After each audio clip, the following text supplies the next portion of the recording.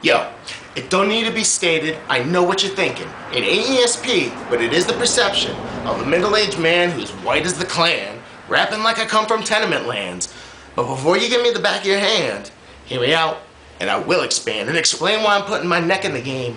Because I'm sick of watching this nation with shame. It's a matter of survival in this revival of empire. A repetition of perdition on citizens in dire situations remaining wageless and caged from the carefree life that is ascribed to only the wealthy. In a culture where a vulture is celebrated, not hated, and the leader of the free world trades laws for cash donated.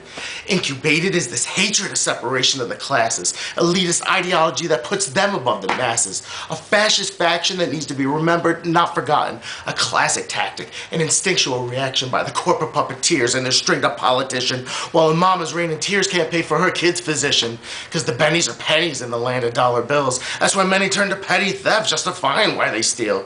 But the cheddar's from another brother losing the fight, say it's the wrong doing the winning, I'm done doing what's right. So now the government homes start becoming war zones, and the innocent went out, but they can't get a loan.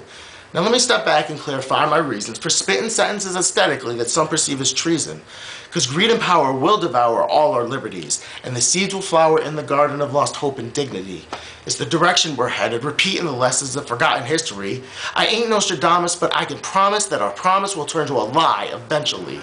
Evidence of these events turn up occasionally, but the facts are not reported by the media industry.